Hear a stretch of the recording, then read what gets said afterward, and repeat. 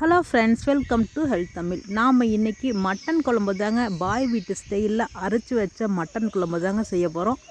அதை எப்படி செய்கிறது, என்னென்ன பொருள் தேவை அப்படிங்கிறது நம்ம வீடியோவில் பார்க்கலாம். அதுக்கு முன்னாடி நம்ம சேனலை இன்னும் நீங்கள் சப்ஸ்கிரைப் பண்ணினா சப்ஸ்கிரைப் பண்ணி கூட இருக்கிற பெல் பட்டனையும் ப்ரெஸ் பண்ணிக்கோங்க. அருமையான டேஸ்ட்டில் அரைச்சி வச்ச பாய் வீட்டு மட்டன் குழம்பு. சரி வாங்க வீடியோக்குள்ளே போகலாம். 3 டேபிள் ஸ்பூன் அளவுக்கு கொத்தமல்லி எடுத்திருக்கேன். அப்புறம் வரமிளகாய் உங்களுக்கு காரம் தேவைக்கேற்ப, சீரகம் சிறிதளவு, மிளகு, பட்டை ஒரு 2 துண்டு, ஏலக்காய் 3, கிராம்பு ஒரு 4, சோம்பு 1 டேபிள் ஸ்பூன் அளவுக்கு. இப்போ இது எல்லாமே நம்ம சேர்த்து வறுத்து எடுத்துக்கலாம். இந்த பொருள் தாங்க நமக்கு குழம்பு வைக்க தேவையான பொருட்கள். இப்போ ஸ்டவ்வில் கடாய் வச்சுக்கோங்க. கடாயில் கொத்தமல்லியை போட்டுக்கலாம். கொத்தமல்லியை வறுத்துக்கலாம். தீ அதிகமாக வைக்க வேண்டாம், மீடியமான ஃப்ளேமில் வச்சுக்கோங்க. லைட்டாக வறுத்தா போதும். இப்போ சீரகமும் மிளகும் அதிலே சேர்த்துக்கலாம்.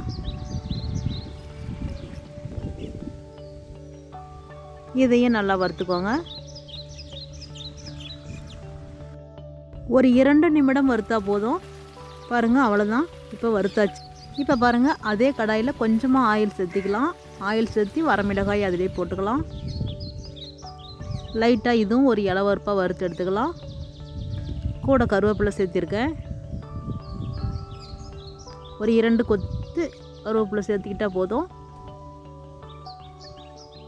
இதையும் நல்லா இளவறுப்பாக வறுத்துக்கலாம். தீ அதிகமாக வைக்க வேண்டாம். பாருங்கள், அவ்வளோதான். இந்த அளவுக்கு வறுத்தா போதும். இப்போ அடுப்பில் கடாய் வச்சுருக்கேன். அதில் 2 துண்டு பட்டை சேர்த்துருக்கேன். ஆயில் சேர்த்தக்கூடாது. கிராம்பு ஒரு 4, ஏலக்காய் 3. இதை நல்லா இளவறுப்பாக வறுத்துக்கலாம். இப்போ சோம்பு 1 டேபிள் ஸ்பூன் அளவுக்கு. மீடியமான தீயில் வச்சுக்கோங்க. இளவறுப்பாக வறுத்து எடுத்துக்கோங்க. அவ்வளோதாங்க. இப்போ வறுத்தாச்சு. இப்போ இதெல்லாம் ஒரு தட்டத்துக்கு சேஞ்ச் பண்ணிக்கலாம். இதை நல்லா ஆற விட்ருங்க. இப்படியே ஆறட்டும். இப்போ நம்ம வறுத்த செலவெல்லாம் அரைச்சி எடுத்தாச்சு. பாருங்கள், இந்தளவுக்கு நீங்கள் அரைச்சி எடுத்துக்கோங்க. கொஞ்சம் நல்லா நைஸாக இருக்கணும், கொரகொரப்பாக இருக்கக்கூடாது. தண்ணி விட்டு நல்லா நைஸாக அரைச்சி எடுத்துக்கோங்க. இப்போ ஸ்டவ்வில் ஒரு குக்கர் வச்சுருக்கேன். இப்போ குக்கரில் ஆயில் சேர்த்திக்கலாம். ஒரு 2 டேபிள் ஸ்பூன் அளவுக்கு ஆயில் சேர்த்திக்கோங்க. ஆயில் நல்லா காயட்டும். இப்போ ஆயில் நல்லா காஞ்சிருச்சு. இப்போ பிரியாணி இலை சேர்த்திக்கிறேன்.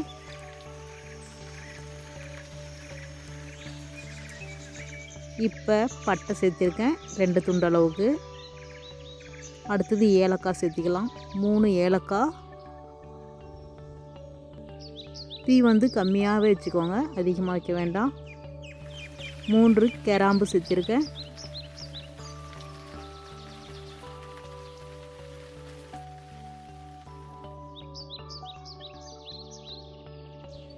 அது நல்லா பொரிஞ்சதுக்கப்புறம் சோம்பு 1 டீஸ்பூன் அளவுக்கு சேர்த்திக்கிறேன்.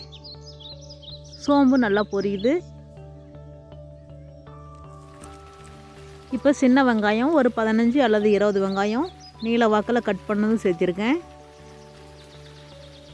வெங்காயம் நல்லா வதங்கட்டும்.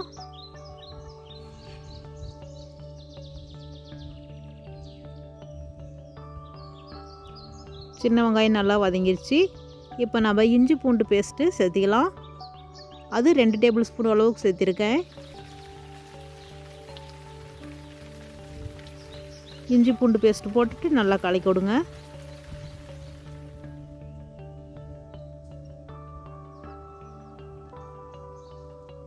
வெங்காயம் நல்லா பொன்னிறமாக வதங்கட்டும்.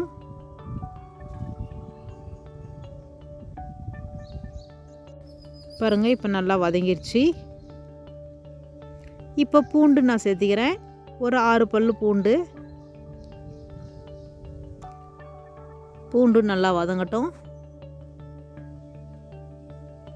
பெரிய வெங்காயம் நீல வாக்கில் கட் பண்ணது 2, அதையும் நம்ம சேர்த்திக்கலாம். அதுவும் நல்லா வதங்கட்டும். ஒரு கொத்து கருவேப்பிலை சேர்த்திக்கலாம்.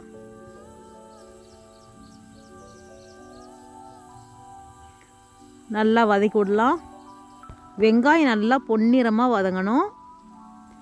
இஞ்சி பூண்டு பேஸ்ட்டு போட்டிருக்கிறதுனால குக்கரில் வந்து அடிப்பிடிக்கும். தீ வந்து கம்மியான தீயில் வச்சுக்கோங்க. வெங்காயம் நல்லா பச்சை வாசனை போகிற வரைக்கும் நல்லா வதக்கிக்கணும். அப்பப்போ நல்லா தொலை விட்டுக்கிட்டே இருங்க, அடி பிடிக்காத பார்த்துக்கோங்க. இப்போ பாருங்கள், வெங்காயம் நல்லா ஓரளவுக்கு வதங்கிருச்சு. இப்போ வந்து மஞ்சத்தூள் 1 டீஸ்பூன் அளவுக்கு சேர்த்திருக்கேன். மஞ்சத்தூள் போட்டு நல்லா ஒரு மிக்ஸ் பண்ணிக்கலாம்.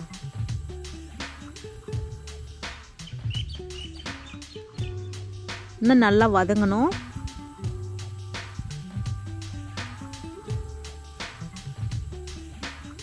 இப்போ பாருங்கள், நல்லா வதங்கியிருக்குது. இப்போ வந்து தக்காளி சேர்த்திக்கிறேன். 2 தக்காளி நீல வாக்கில் கட் பண்ணது.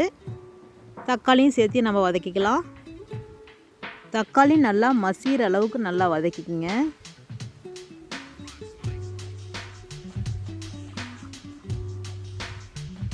பாருங்கள், தக்காளி நல்லா வதங்குது. நல்லா வதங்கட்டும். இப்போ தக்காளி நல்லா வதங்கிருச்சு. பாருங்கள், இந்த அளவுக்கு வதங்கினா போதும். இப்போ 1 கிலோ மட்டன் எடுத்து நல்லா சுத்தம் பண்ணி சின்ன சின்ன பீஸாக கட் பண்ணி வச்சுருக்கேன். இப்போ நம்ம மட்டனை அந்த வெங்காயம் தக்காளி போட்டு வதக்கணும்ல, அதுலேயே போட்டு சேர்த்திக்கலாம். நல்லா கறி வந்து உருண்டு வர அளவுக்கு நல்லா வதக்கிக்கணும். தக்காளி வெங்காயத்துலேயே நல்லா வதங்கணும். மீடியமான ஃப்ளேமில் வச்சு நல்லா வதக்கி விடுங்க.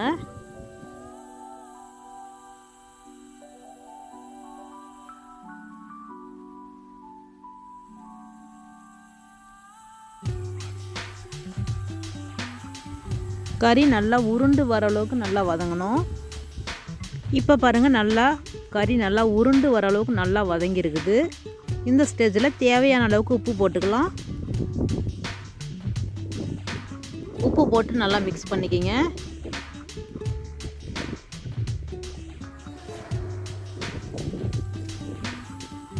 இப்போ நல்லா மிக்ஸ் பண்ணியாச்சு. கறியும் நல்லா உருண்டு வந்துருச்சு. இப்போ நம்ம அரைச்சி வச்சுருக்கிற மசாலாவை சேர்த்திக்கலாம். பாருங்கள், இப்போ நம்ம அரைச்சி வச்ச மசாலாவை தான் நான் சேர்த்திக்கிறேன்.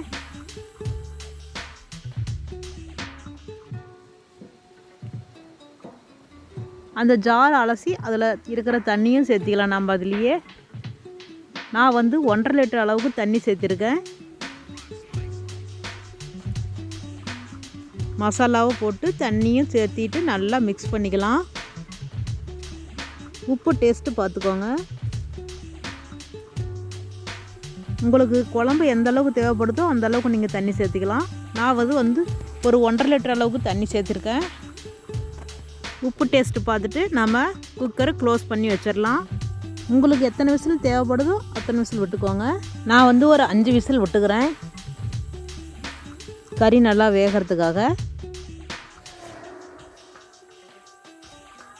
தேங்காய் துருவல் 1 கப் அளவுக்கு எடுத்திருக்கேன். சோம்பு 1 டீஸ்பூன் அளவுக்கு எடுத்திருக்கேன். இப்போ இதை நம்ம அரைச்சி எடுத்துக்கலாம்.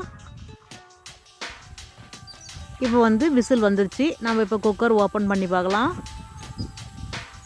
வாசனை அருமையாக இருக்குது.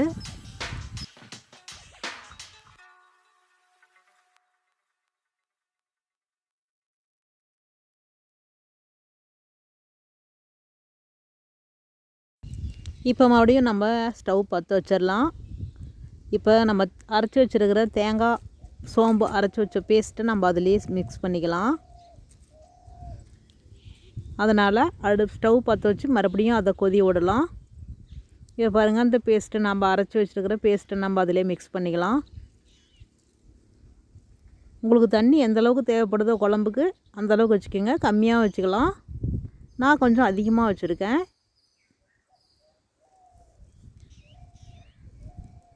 நல்லா மிக்ஸ் பண்ணிக்கோங்க. உப்பு டேஸ்ட்டு பார்த்துக்கலாம். ஏன்னா இப்போ தேங்காய் பேஸ்ட்டு அரைச்சி ஊற்றுறதுனால உப்பு கொஞ்சம் கம்மியாக இருக்கும். அதனால் மறுபடியும் உப்பு வேணும்னா சேர்த்துக்கலாம். இப்போ குழம்பு மறுபடியும் நல்லா கொதி வந்துருச்சு. இப்போ மல்லி இலை கட் பண்ணது தூவி விட்டுக்கலாம். இவ்வளோதாங்க, ஈஸியான முறையிலேயே பாய் விட்டு மட்டன் குழம்பு ரெடி ஆயிடுச்சு. அருமையான டேஸ்ட்டில் பாய் விட்டு மட்டன் குழம்பு.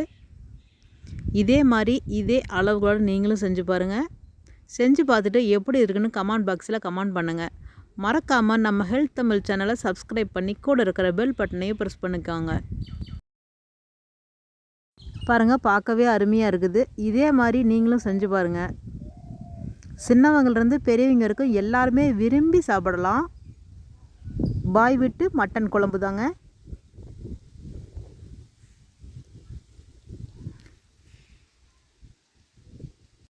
இந்த வீடியோ பிடிச்சிருக்குன்னு நம்புகிறேன். பிடிச்சிருந்தா உங்கள் ஃப்ரெண்ட்ஸ்க்கும் ஷேர் பண்ணுங்கள். தேங்க்யூ.